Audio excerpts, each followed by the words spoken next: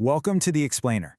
Today, we're breaking down the simple yet powerful wealth-building philosophy from the book, Just Keep Buying. It's a system that's all about replacing that financial anxiety we all feel with clear, consistent action. You know, a lot of us get completely stuck on big questions just like this one. We feel anxious before we've even started, and that feeling, well, it often leads to doing nothing at all. According to the author, our financial stress usually boils down to these three core anxieties. You've got that tug of war between saving and investing, then there's that nagging fear of investing at the wrong time, and finally, just the uncertainty of not knowing how much we even need. This kind of uncertainty can be absolutely paralyzing, keeping us on the sidelines, waiting for a perfect moment that, let's be honest, never really comes. But hey, there is a straightforward path through all this confusion. In this explainer, we're going to walk through the book's core solution, take a look at the reality of saving versus investing, explore some smart ways to spend and earn, and finally, lock in that crucial long-term mindset. All right, so what's the solution to all this?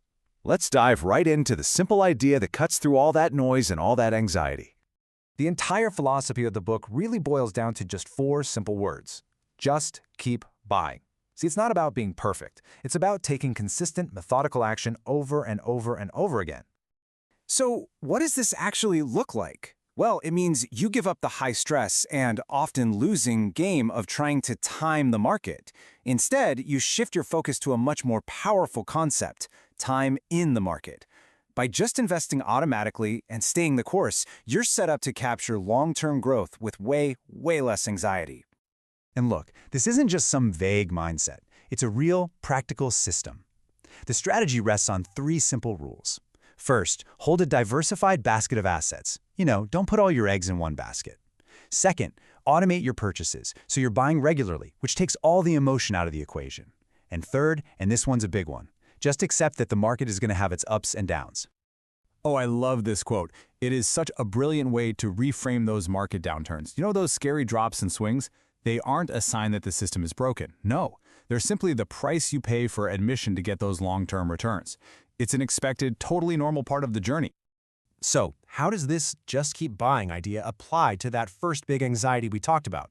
Let's go ahead and tackle that great debate, saving versus investing. The book makes a fantastic point here. It's not an either-or choice. It's more of a progression. When you're first starting out, your savings rate is your superpower. It is the most powerful engine for building your wealth. But as your investments grow, you eventually hit a tipping point where your returns start doing far more of the heavy lifting than any new money you could possibly save. Now, I know this quote sounds a bit harsh, but the author clarifies it's not a moral judgment. It's really a statement about financial reality. When you're starting out, your income and savings rate are what matter most. But once your asset base is large enough, the returns on those assets become the dominant force in your financial life. So how do you know which stage you're in? Well, just ask yourself this one simple question. If you can save more money next year than you expect to make from your investments, your primary focus should be on saving. But if your expected returns are bigger than your new savings, that's your cue. Your focus shifts to managing those assets. Now, these are not ironclad rules, okay? But the book does offer some helpful benchmarks to check your progress. Just think of them as a simple gut check to see if you're on the right track, moving from that early saving period toward the investing period. Okay, let's look at the other side of the wealth equation.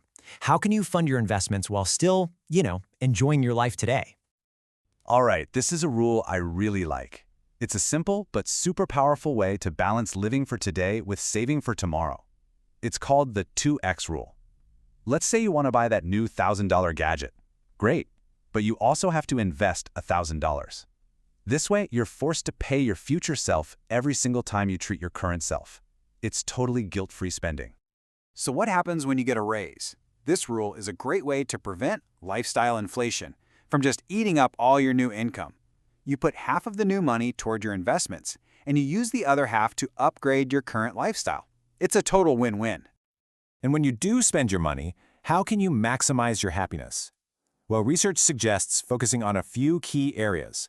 Things like buying experiences, which create lasting memories, or buying back your time by outsourcing chores. Those tend to provide a much bigger and longer-lasting happiness boost than just acquiring more physical stuff. All right, finally, let's talk about the long game, because holding on to your investments is every bit as important as buying them in the first place. Take a look at this number, $10,937. What is that? That is what a single dollar, one single dollar, invested in U.S. stocks back in 1926 would have grown into by 2020. If you need a visual for the power of compounding and just staying invested for the long haul, this is it. To stay invested, you really need a portfolio that lets you sleep at night. That's why a healthy portfolio has both stocks and bonds. Think of it like this. Stocks are your growth engine. They're what helps you eat well over the long term.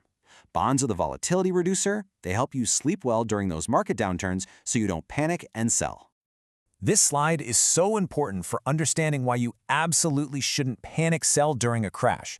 Just look at the math. If your portfolio drops 10%, you need an 11% gain to get back to where you started. That's manageable. But if you wait until it drops 50%, you need a 100% gain just to break even. The hole gets exponentially deeper and harder to climb out of. So when is it okay to sell? The book is very clear on this. There are only 3 good reasons. 1, to rebalance your portfolio, which just means getting back to your original investment plan. 2, to reduce a position in a single investment that's grown way too large and risky. And 3, you actually need the money for a real-life expense. If your reason isn't on this list, the advice is simple. Just don't do it.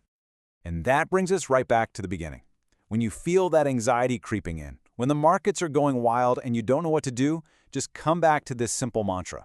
It's a powerful tool to replace fear with productive action. Because building wealth isn't about making one perfect decision. It's about making a lifetime of consistent ones. So the only question left is, are you ready to start?